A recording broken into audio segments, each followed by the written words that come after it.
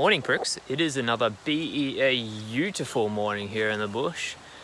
I slept great last night, probably had the world's worst fish and chips with that eel and baked potato or baked yam, but you know, solid food, and yeah, slept really well. So yeah, pretty standard day again. I didn't get a whole lot done yesterday on the construction project. Hopefully I'll finish it today, but we'll see. Other than that, it's just standard trap checking and yeah, keeping cool. So let's do it. Righto, bush tucker of the day.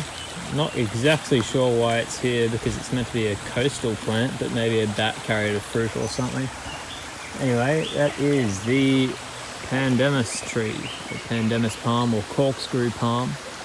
And just like the other palms, it's got a terminal bud up right where the leaves join, and yeah, it's meant to taste like cabbage. I'm not going to even try to reach that one because this is a huge tree. But anyway, yeah, you can eat the terminal bud and the sort of the stem of the leaf. Also the fruits. They're not edible raw. They'll make you sort of violently throw up and yeah, leak out of both ends. So don't try to eat the fruits raw. But you can bake them up and yeah, eat the bases. They're quite stringy, so you're not going to get much out of it. Inside the seed itself, there is a small like almond. It's meant to be incredibly hard to get out. I don't see any fruits on the tree at the moment. It's not exactly season. But yeah, if you have an axe, you can roast up the entire fruits and then bash up the fruits with an axe and get the little almond out. And it's meant to taste really good, but I can't do that because it's not season. So yeah, there you go. Survival tip of the day is to always bash out your boots in the morning before putting your shoes on. I haven't had any scorpions, but I've had plenty of spiders crawl out and a few lizards too. So yeah, always bash out your shoes and make sure you're not sticking your foot in something's teeth. So there you go. Righto, so cordage tying tutorial with Mitchell. So you can use pretty much any plant fibre. Obviously the longer the fibres the better. So this is actually the root of a vine that I've got here. I've just taken strips off it. You can use leaves like a lamandra leaf or pandemus leaf, but the fibres aren't as strong and they're not as long. So yeah, I'm gonna take some strips off this, get rid of the bark, and yeah, be back in a bit. Yeah, so I've got my plant fibres here. They're pretty clean, still got a little bit of bark or inner bark on them, but that's all right. Just gonna separate them into two rough bunches. And what I'll be doing is twisting one half one way and then twisting with my wrist the other way. So I'm going clockwise with my fingers, anti-clockwise with my wrist, clockwise with my fingers, anti-clockwise with my wrist, clockwise with my fingers, anti-clockwise with my wrist. You can see it just starting to form there. And it's pretty slow going at first, but once you get in a rhythm, it's not too bad. And yeah, you can smash out a solid length in 10 minutes or so. Yeah, little useful skill to have. It's definitely worth bringing some cordage in your pack so you're not having to do this. But yeah, definitely a useful skill, and something every person going into the bush should know. So yeah, there you go. Just show you what to do if you do end up running out of some of the plant fibre as you go. All you're going to do is get your next bit of fibre, place it just overlapping the current one like that, and then yeah, enter it into the next twist as you go, and yeah, eventually it'll incorporate into the major part of the rope and be as strong as the rest of it. So yeah, there we go. Ooh, so pretty.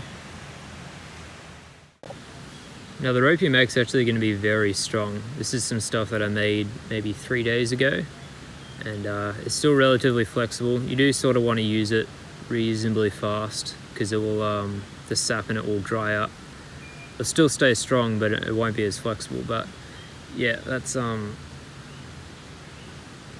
as hard as I can pull it, and that stuff's holding. So yeah, it's very strong, and it's very useful. So I'll be making quite a bit of it, and yeah, getting to work on the shelter.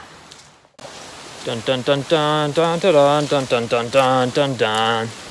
God damn if Chicken Run isn't the best movie ever made. Oh, absolutely banging theme too. 3 shelters were made to show the chumps, but they were all of them deceived, for a 4th shelter was made. Into it the mad lad put a bit more of his skill, boredom and desire to live more comfortably. Yeah, she doesn't look half bad. My name's Mitchell, and this is my crib. Most of it is made out of palm trees, just because that's what I have most available, and I'd already chopped most of them down for the heart of palm, which I've been eating. So yeah, just got the leaves down here to avoid getting sand in my bedding. A small fire to get rid of the skeeters. It's worked pretty well so far. And raised bedboard, which is a lot flatter than the ground, which should be nice. If I didn't have a sleeping mat, I would probably use paper bark and put my sleeping bag or whatever on top of that, but I don't have to, so I won't. The roof is pretty well rainproof.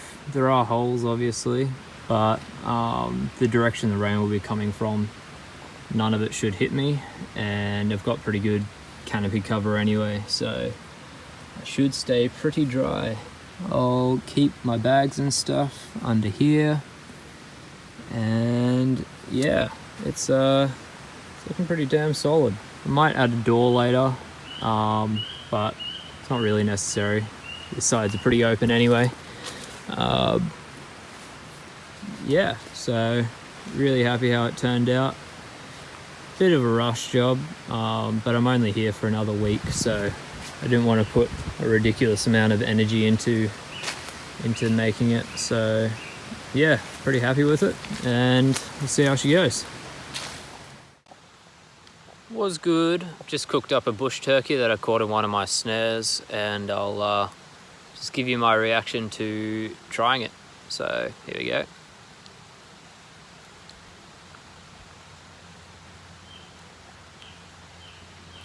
It's very stringy, very dry. Tastes like, I don't even know, like half rotten turkey. Like it was a fresh kill, but oh man, that is not great. So yeah, I will eat it all, but yeah, Big Bird here doesn't taste too good. Franklin the turtle didn't taste too good. I'll have to find some other things to eat. I will eat them when I catch them, but yeah, that's not phenomenal. So let's get back to it. Pretty certain none of it's going to show up on camera, but the stars out here are absolutely insane.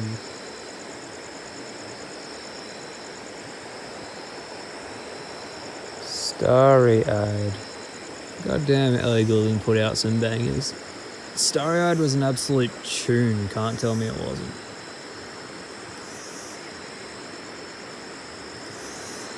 Oh man, I'd definitely sleep out here if I didn't know how wet the Mountain Dew would get me.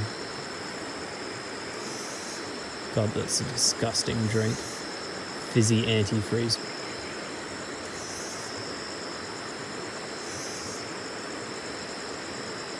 Anyway, I'm gonna stay out here for at least another hour and then head to bed.